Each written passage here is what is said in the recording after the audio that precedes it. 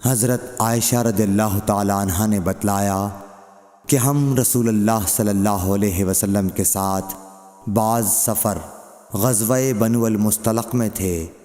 جب ہم مقام بیدا یا ذات الجیش پر پہنچے تو میرا ایک ہار کھو گیا۔ رسول اللہ صلی اللہ علیہ وسلم اس کی تلاش میں وہیں ٹھہر گئے اور لوگ بھی آپ کے ساتھ ٹھہر گئے، لیکن وہاں پانی کہیں قریب میں نہ تھا۔ لوگ حضرت ابو بکر صدیق رضی اللہ تعالیٰ عنہ کے پاس آئے اور کہا، حضرت عائشہ رضی اللہ تعالیٰ عنہ نے کیا کام کیا کہ رسول اللہ صلی اللہ علیہ وسلم اور تمام لوگوں کو ٹھہرا دیا ہے، اور پانی بھی کہیں قریب میں نہیں ہے اور نہ لوگوں ہی کے ساتھ ہے۔ پھر ابو بکر صدیق رضی اللہ تعالیٰ عنہ تشریف لائے۔ رسول اللہ صلی اللہ علیہ وسلم اپنا سر مبارک میری ران پر رکھے ہوئے سو رہے تھے۔ فرمانے لگے کہ تم نے رسول اللہ صلی اللہ علیہ وسلم اور تمام لوگوں کو روک لیا، حالانکہ قریب میں کہیں پانی بھی نہیں ہے اور نہ لوگوں کے پاس ہے۔ حضرت عائشہ رضی اللہ تعالیٰ عنہ کہتی ہیں کہ والد ماجد رضی اللہ تعالیٰ عنہ مجھ پر خفا ہوئے، اور اللہ نے جو چاہا انہوں نے مجھے کہا اور اپنے ہاتھ سے میری کوکھ میں کچوکے لگائے۔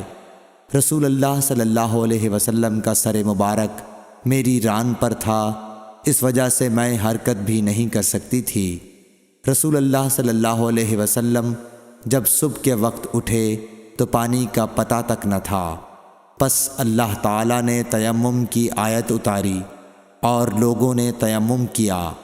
اس پر اسید بن حضیر رضی اللہ تعالیٰ عنہ نے کہا کہ اے آل ابی بکر، یہ تمہاری کوئی پہلی برکت نہیں ہے۔ عائشہ رضی اللہ تعالیٰ عنہ نے فرمایا، پھر ہم نے اس اونٹ کو ہٹایا جس پر میں سوار تھی تو ہار اسی کے نیچے مل گیا۔ صحیح بخاری حدیث نمبر 334۔ جابر بن عبداللہ نے خبر دی کہ نبی صلی اللہ علیہ وسلم نے فرمایا، مجھے 5 چیزیں ایسی دی گئی ہیں جو مجھ سے پہلے کسی کو نہیں دی گئی تھیں۔ 1 مہینہ کی مسافت سے رعب کے ذریعے میری مدد کی گئی ہے، اور تمام زمین میرے لیے سجدہ گاہ اور پاکی کے لائق بنائی گئی۔ پس میری امت کا جو انسان نماز کے وقت کو جہاں بھی پالے اسے وہاں ہی نماز ادا کر لینی چاہیے، اور میرے لیے غنیمت کا مال حلال کیا گیا ہے، مجھ سے پہلے یہ کسی کے لیے بھی حلال نہ تھا، اور مجھے شفاعت عطا کی گئی، اور تمام انبیاء اپنی اپنی قوم کے لیے مبعوث ہوتے تھے، لیکن میں تمام انسانوں کے لیے عام طور پر نبی بنا کر بھیجا گیا ہوں۔ صحیح بخاری حدیث نمبر 335۔ حشام بن عروہ نے اپنے والد سے روایت کیا، وہ حضرت عائشہ رضی اللہ تعالی عنہ سے، کہ انہوں نے حضرت اسماء سے ہار مانگ کر پہن لیا تھا، وہ گم ہو گیا۔ رسول اللہ صلی اللہ علیہ وسلم نے ایک آدمی کو اس کی تلاش کے لیے بھیجا، جسے وہ مل گیا۔ پھر نماز کا وقت آ پہنچا اور لوگوں کے پاس جو ہار کی تلاش میں گئے تھے پانی نہیں تھا۔ لوگوں نے نماز پڑھ لی اور رسول اللہ صلی اللہ علیہ وسلم سے اس کے متعلق شکایت کی۔ پس خداوند تعالیٰ نے تیمم کی آیت اتاری، جسے سن کر اسید بن حضیر نے حضرت عائشہ رضی اللہ تعالی عنہ سے کہا، آپ کو اللہ بہترین بدلہ دے، واللہ جب بھی آپ کے ساتھ کوئی ایسی بات پیش آئی جس سے آپ کو تکلیف ہوئی تو اللہ تعالیٰ نے آپ کے لیے اور تمام مسلمانوں کے لیے اس میں خیر پیدا فرما دی۔ صحیح بخاری حدیث نمبر 336۔ ابن عباس رضی اللہ تعالیٰ عنہ کے غلام عمیر بن عبداللہ نے کہا کہ میں اور عبداللہ بن یسار، جو کہ حضرت میمونہ رضی اللہ تعالیٰ عنہا زوجہ نبی کریم صلی اللہ علیہ وسلم کے غلام تھے، ابو جہیم بن حارث بن سما انصاری صحابی کے پاس آئے۔ انہوں نے بیان کیا کہ نبی کریم صلی اللہ علیہ وسلم بار جمل کی طرف سے تشریف لا رہے تھے۔ راستے میں ایک شخص نے آپ کو سلام کیا، یعنی خود اسی ابو جہیم نے، لیکن آپ نے جواب نہیں دیا۔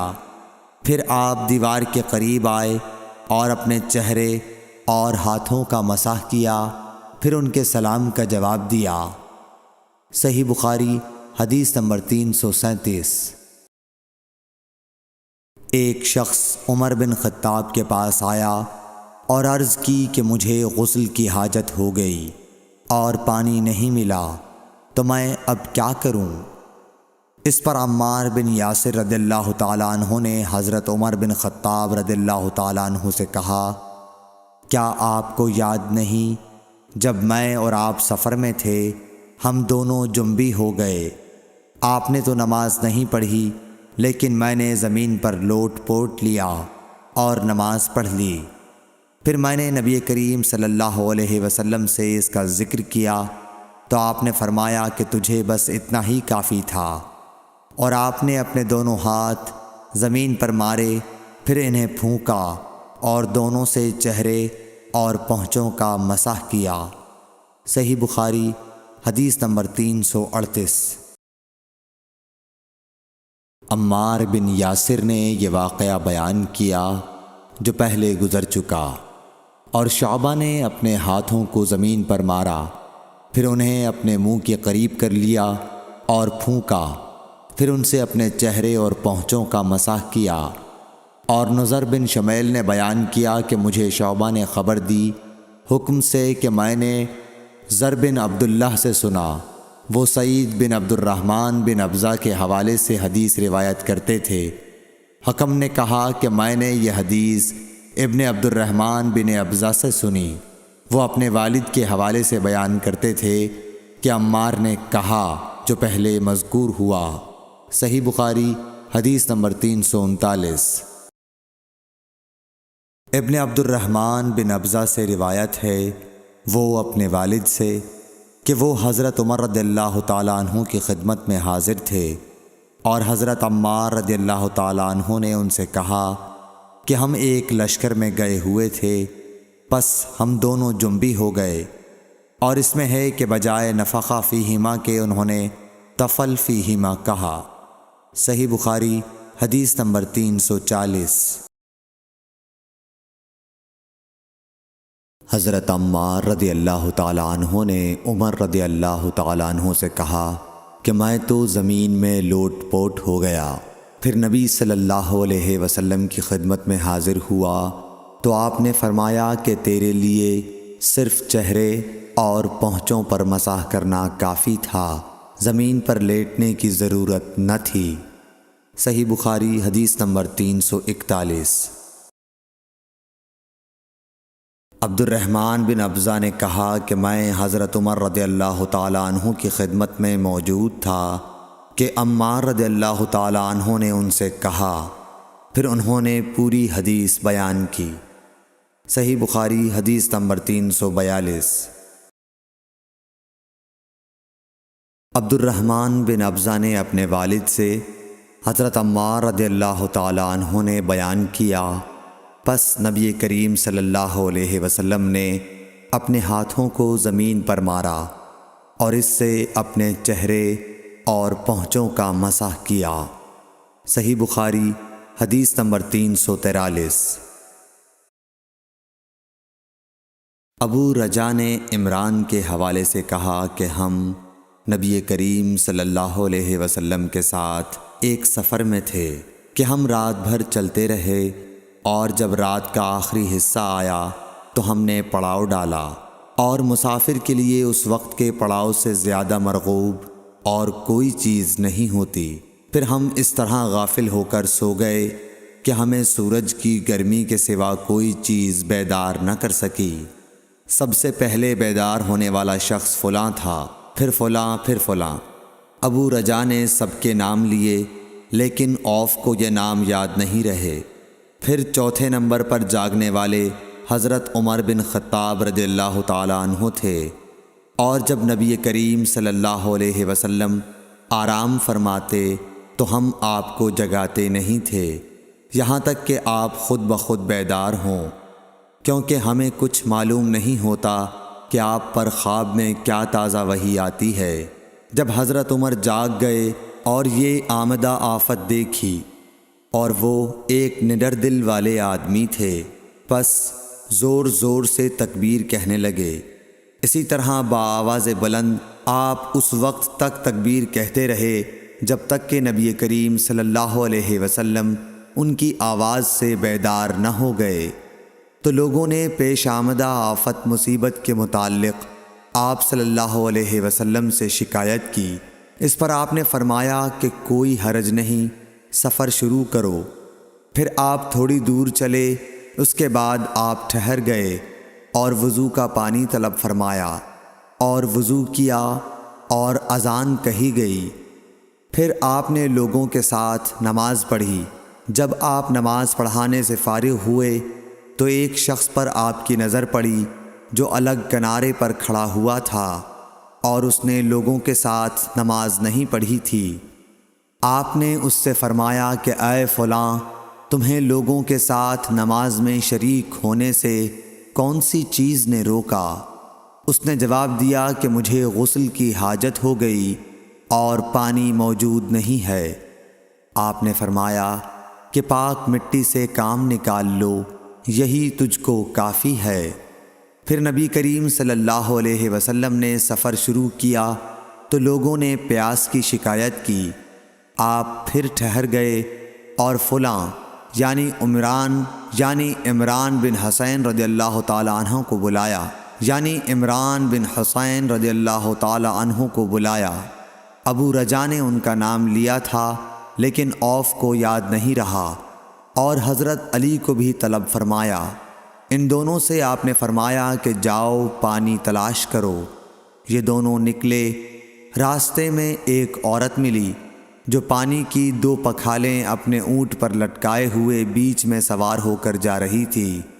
انہوں نے اس سے پوچھا کہ پانی کہاں ملتا ہے؟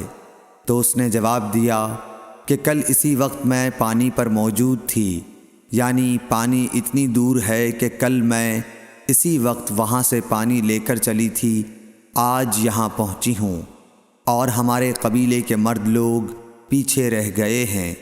انہوں نے اس سے کہا اچھا ہمارے ساتھ چلو۔ اس نے پوچھا کہاں چلوں؟ انہوں نے کہا رسول اللہ صلی اللہ علیہ وسلم کی خدمت میں۔ اس نے کہا اچھا وہی جن کو لوگ صابی کہتے ہیں؟ انہوں نے کہا یہ وہی ہیں جسے تم کہہ رہی ہو۔ اچھا اب چلو۔ آخر یہ دونوں حضرات اس عورت کو حضرت صلی اللہ علیہ وسلم کی خدمت مبارک میں لائے اور سارا واقعہ بیان کیا۔ عمران نے کہا کہ لوگوں نے اسے اونٹ سے اتار لیا۔ پھر نبی کریم صلی اللہ علیہ وسلم نے ایک برتن طلب فرمایا اور دونوں پکھالوں یا مشکیزوں کے منہ اس برتن میں کھول دیے، پھر ان کا اوپر کا منہ بند کر دیا، اس کے بعد نیچے کا منہ کھول دیا، اور تمام لشکریوں میں منادی کر دی گئی کہ خود بھی سیر ہو کر پانی پئیں اور اپنے تمام جانوروں وغیرہ کو بھی پلا لیں۔ پس جس نے چاہا پانی پیا اور پلایا، اور سب سیر ہو گئے۔ آخر میں اس شخص کو بھی ایک برتن میں پانی دیا جسے غسل کی ضرورت تھی۔ آپ نے فرمایا لے جا اور غسل کر لے۔ وہ عورت کھڑی دیکھ رہی تھی کہ اس کے پانی سے کیا کیا کام لیے جا رہے ہیں، اور خدا کی قسم جب پانی لیا جانا ان سے بند ہوا تو ہم دیکھ رہے تھے کہ اب مشکیزوں میں پانی پہلے سے بھی زیادہ موجود تھا۔ پھر نبی کریم صلی اللہ علیہ وسلم نے فرمایا کہ کچھ اس کے لیے کھانے کی چیز جمع کرو۔ لوگوں نے اس کے لیے عمدہ قسم کی کھجور، اجوا، آٹا اور ستو اکٹھا کیا، یہاں تک کہ بہت سارا کھانا اس کے لیے جمع ہو گیا۔ تو اسے لوگوں نے ایک کپڑے میں رکھا اور عورت کو اونٹ پر سوار کر کے اس کے سامنے وہ کپڑا رکھ دیا۔ رسول اللہ صلی اللہ علیہ وسلم نے اس سے فرمایا کہ تمہیں معلوم ہے کہ ہم نے تمہارے پانی میں کوئی کمی نہیں کی ہے، لیکن اللہ تعالیٰ نے ہمیں سیراب کر دیا۔ پھر وہ اپنے گھر آئی، دیر کافی ہو چکی تھی، اس لیے گھر والوں نے پوچھا کہ اے فلانی کیوں اتنی دیر ہوئی؟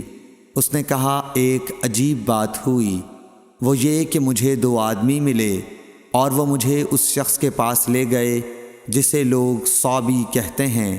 وہاں اس طرح کا واقعہ پیش آیا، خدا کی قسم وہ تو اس کے اور اس کے درمیان سب سے بڑا جادوگر ہے۔ اور اس نے بیچ کی انگلی اور شہادت کی انگلی آسمان کی طرف اٹھا کر اشارہ کیا۔ اس کی مراد آسمان اور زمین سے تھی، یا پھر وہ واقعی اللہ کا رسول ہے۔ اس کے بعد مسلمان اس قبیلے کے دور و نزدیک کے مشرکین پر حملے کیا کرتے تھے، لیکن اس گھرانے کو جس سے اس عورت کا تعلق تھا کوئی نقصان نہیں پہنچاتے تھے۔ یہ اچھا برتاؤ دیکھ کر ایک دن اس عورت نے اپنی قوم سے کہا کہ میرا خیال ہے کہ یہ لوگ تمہیں جان بوجھ کر چھوڑ دیتے ہیں، تو کیا تمہیں اسلام کی طرف کچھ رغبت ہے؟ قوم نے عورت کی بات مان لی اور اسلام لے آئی۔ حضرت ابو عبداللہ امام بخاری رحمۃ اللہ علیہ نے فرمایا کہ سبا کے معنی ہیں اپنا دین چھوڑ کر دوسرے کے دین میں چلا گیا۔ اور ابو العالیہ نے کہا ہے کہ صائبین اہل کتاب کا ایک فرقہ ہے جو زبور پڑھتے ہیں، اور سورہ یوسف میں جو عصب کا لفظ ہے وہاں بھی اس کے معنی عمل کے ہیں۔ صحیح بخاری حدیث نمبر 344۔ ابو موسیٰ نے عبداللہ بن مسعود سے کہا کہ اگر غسل کی حاجت ہو اور پانی نہ ملے تو کیا نماز نہ پڑھی جائے؟ عبداللہ نے فرمایا ہاں، اگر مجھے 1 مہینے تک بھی پانی نہ ملے گا تو میں نماز نہ پڑھوں گا۔ اگر اس میں لوگوں کو اجازت دے دی جائے تو سردی معلوم کر کے بھی لوگ تیمم سے نماز پڑھ لیں گے۔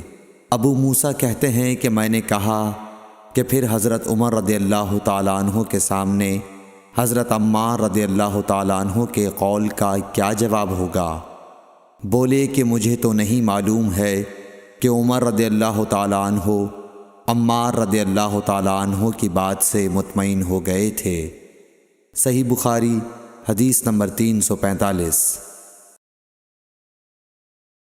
ابو موسیٰ نے پوچھا کہ ابو عبد الرحمن آپ کا کیا خیال ہے کہ اگر کسی کو غسل کی حاجت ہو اور پانی نہ ملے تو وہ کیا کرے؟ عبداللہ نے فرمایا کہ اسے نماز نہ پڑھنی چاہیے جب تک اسے پانی نہ مل جائے۔ ابو موسیٰ نے کہا کہ پھر عمار کی اس روایت کا کیا ہوگا جبکہ نبی کریم صلی اللہ علیہ وسلم نے ان سے کہا تھا کہ تمہیں صرف ہاتھ اور منہ کا تیمم کافی تھا۔ ابن مسعود نے فرمایا کہ تم عمر کو نہیں دیکھتے کہ وہ عمار کی اس بات پر مطمئن نہیں ہوئے تھے۔ پھر ابو موسیٰ نے کہا کہ اچھا عمار کی بات کو چھوڑو، لیکن اس آیت کا کیا جواب دو گے جس میں جنابت میں تیمم کرنے کی واضح اجازت موجود ہے؟ عبداللہ بن مسعود اس کا کوئی جواب نہ دے سکے، صرف یہ کہا کہ اگر ہم اس کی بھی لوگوں کو اجازت دے دیں تو ان کا حال یہ ہو جائے گا کہ اگر کسی کو پانی ٹھنڈا معلوم ہوا تو اسے چھوڑ دیا کرے گا اور تیمم کر لیا کرے گا۔ اعمش کہتے ہیں کہ میں نے شفیق سے کہا کہ گویا عبداللہ نے اس وجہ سے یہ صورت ناپسند کی تھی، تو انہوں نے جواب دیا کہ ہاں۔ صحیح بخاری حدیث نمبر 346۔ حضرت ابو موسیٰ رضی اللہ تعالی عنہ نے حضرت عبداللہ بن مسعود سے کہا کہ اگر ایک شخص کو غسل کی حاجت ہو اور مہینہ بھر پانی نہ پائے تو کیا وہ تیمم کر کے نماز نہ پڑھے؟ شفیق کہتے ہیں کہ حضرت عبداللہ بن مسعود نے جواب دیا کہ وہ تیمم نہ کرے اگرچہ وہ 1 مہینے تک پانی نہ پائے اور نماز موقوف رکھے۔ ابو موسیٰ نے اس پر کہا کہ پھر سورہ مائدہ کی اس آیت کا کیا مطلب ہوگا؟ اگر تم پانی نہ پاؤ تو پاک مٹی پر تیمم کر لو۔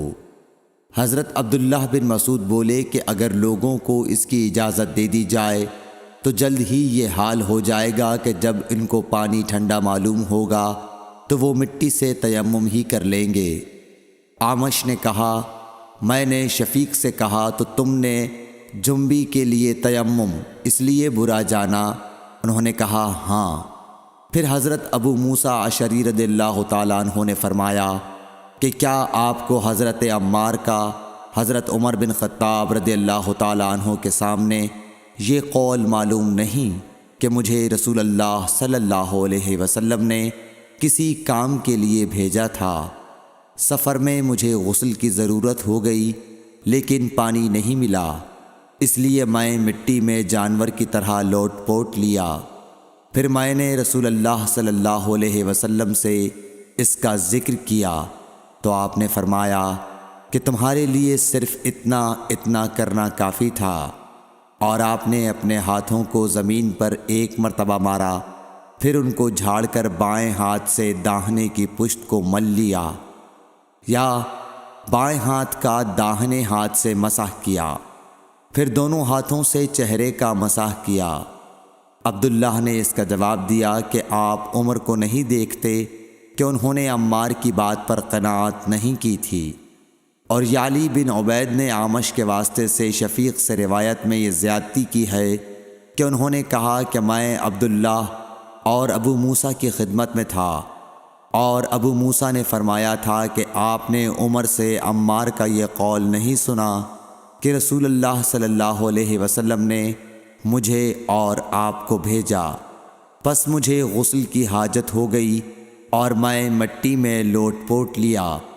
پھر میں رات رسول اللہ صلی اللہ علیہ وسلم کی خدمت میں حاضر ہوا اور آپ سے صورتحال کے متعلق ذکر کیا تو آپ نے فرمایا کہ تمہیں صرف اتنا ہی کافی تھا، اور آپ نے چہرے اور ہتھیلیوں کا ایک ہی مرتبہ مسح کیا۔ صحیح بخاری حدیث نمبر 347۔ عمران بن حسین خزائی سے روایت ہے کہ رسول اللہ صلی اللہ علیہ وسلم نے ایک آدمی کو دیکھا کہ الگ کھڑا ہوا ہے اور لوگوں کے ساتھ نماز میں شریک نہیں ہو رہا ہے۔ آپ نے فرمایا کہ اے فلاں، تمہیں لوگوں کے ساتھ نماز پڑھنے سے کس چیز نے روک دیا؟ اس نے عرض کی، یا رسول اللہ، مجھے غسل کی ضرورت ہو گئی اور پانی نہیں ہے۔ آپ نے فرمایا، پھر تم کو پاک مٹی سے تیمم کرنا ضروری تھا، پس وہ تمہارے لیے کافی ہوتا۔ صحیح بخاری حدیث نمبر 348۔